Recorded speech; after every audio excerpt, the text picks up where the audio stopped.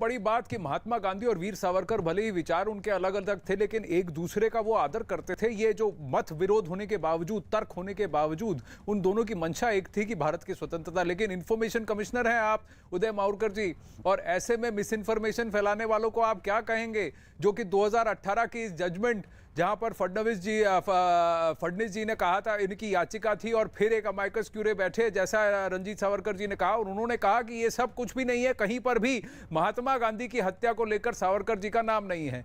दूसरा, आपने जो बहुत बड़ी बात की कि देश का विभाजन, इसकी बात भी उन्होंने पहले ही सोची थी, दूरदर्शी थे, उन्होंने भांप लिया था कि सैयद अहमद खान क्या कह रहे हैं और अंग्रेज क्या करने की कोशिश कर रहे हैं जब बॉम्बे का विभाजन हुआ था। उदय जी। हाँ, सही बात है। इनफैक्ट देखिए, जो मुस्लिम तुष्टीकरण की जो शुरुआत है वो ही 1916 के लखनऊ पैक्ट से। फिर उसमें एक सिक्योरिटी एंगल दाखिल हो गया खिलाफत मूवमेंट के टाइम पे, क्योंकि खिलाफत मूवमेंट में मोपला जो मुस्लिम थे, उन्होंने जो अत्याचार किए हिंदू और क्रिश्चियनों पे केरला के अंदर, उससे इसमें एक सिक्योरिटी का एक पूरा एंगल आ गया।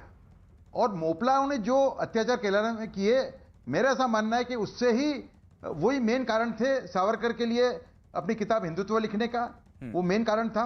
और आरएसएस जो फॉर्म हुई 1925 के अंदर, उसके अंदर भी वो मेन कारण था कि जो अत्याचार हुए, पैन इस्लामिज्म के साथ कॉम्प्रोमाइज करने से हिंदुओं के लिए और देश के लिए कितना बड़ा खतरा आ सकता है, इसको भांपा सावरकर ने और डॉक्टर हेडगेवार ने।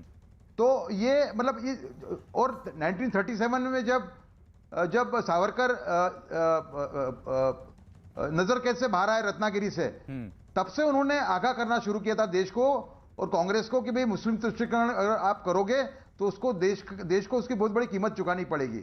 और सबसे बड़ी बात कि 1930 के अंदर मोहम्मद इकबाल, जो सैयद अहमद के बाद में टू नेशन थियरी के सबसे बड़े जिसको नायक मैं कहूंगा या खलनायक, वो उन्होंने मोहम्मद इकबाल ने 1930 के इलाहाबाद के सेशन में ये कहा था कि मैं आगे देख रहा हूं कि आज का सिंध, आज का पंजाब, आज का नॉर्थ वेस्ट फ्रंटियर प्रोविंस और बलूचिस्तान, ये फ्यूचर में इस्लामिक देश होगा।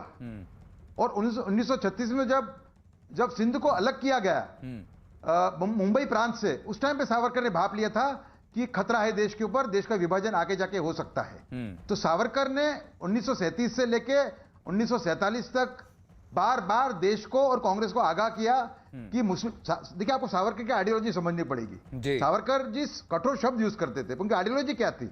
उनकी आइडियोलॉजी ये थी कि देश में सबको समान अधिकार हो।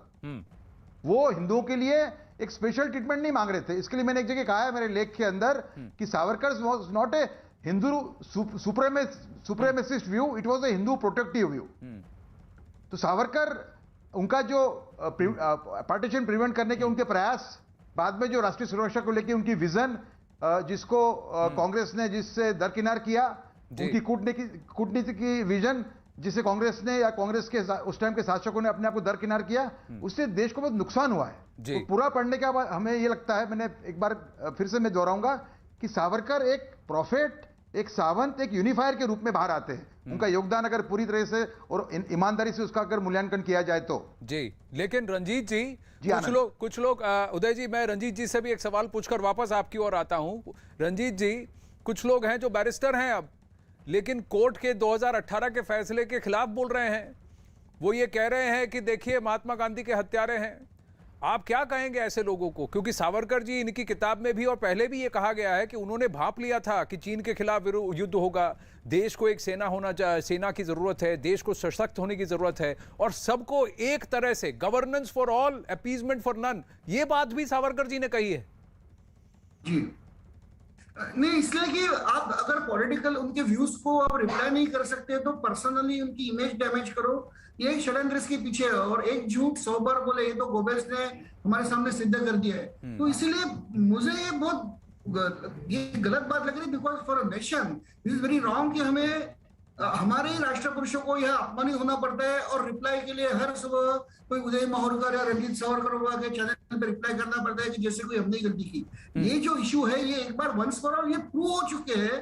तो इसके ऊपर कुछ एक पॉलिसी डिसीजन होना चाहिए, क्योंकि आगे की पीढ़ी के लिए कोई फिर एक जिसे हम ये सकते हैं कि मानदंड है कोई सामने की भाई मैं कैसा बिहेव करूं, तो कोई आइडियोलॉजी नहीं रहेगी उनके उनके सामने, कोई आइडल्स नहीं रहेंगे, कोई हीरो नहीं रहेंगे। और जिस देश के सामने कोई हीरो नहीं, आइडल्स नहीं, तो उस देश का भविष्य तो बहुत खराब हो जाता है। तो मुझे लगता है कि ये तो देश तोड़ने की भी कोशिश इसके पीछे चल रही है। पर उदय जी, कहीं ना कहीं ये डिसइंफॉर्मेशन कैंपेन चल रहा है, क्या कहेंगे आप इसके बारे में? जो लोग इनको आज भी महात्मा का हत्यारा कहते हैं। गांधी मर्डर के अंदर उनका नहीं, गांधी जी के मर्डर के अंदर तो बहुत सारा एविडेंस है कि उनको कितनी बुरी तरह से, इनको गलत तरीके से इम्प्लीकेट किया गया। ये एविडेंस है कि पूरा कैबिनेट विरुद्ध में था।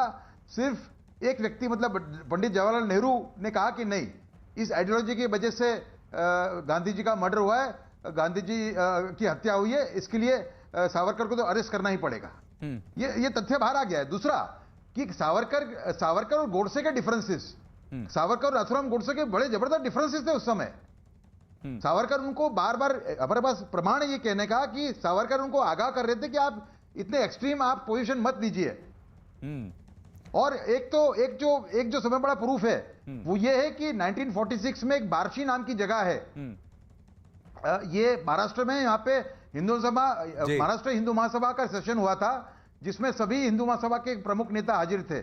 उसके अंदर जब एक भोपटकर नाम के जो हिंदू महासभा के नेता थे जिन्होंने सावरकर जी को डिफेंड किया था गांधी ट्रायल के अंदर, वो 1946 का ये जो सेशन है बार्शी वाला, उसके अंदर उन्होंने एक जगह ये कह दिया कि समय आने पे हम हिंदू महासभा को वाइंड अप भी कर सकते हैं। तो गोडसे ने चक्कू निकाला और चक्कू लेके उनके पीछे दौड़ा जी। इसका ये भी प्रमाणित है।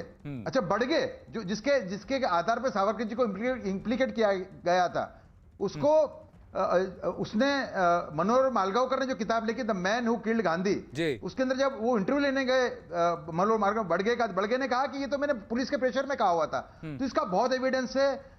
कोई अब मन में मतलब अगर एविडेंस देखते हैं, अगर ईमानदार आदमी है उसके मन में कोई शंका रहनी नहीं चाहिए कि सावरकर का गांधी मर्डर में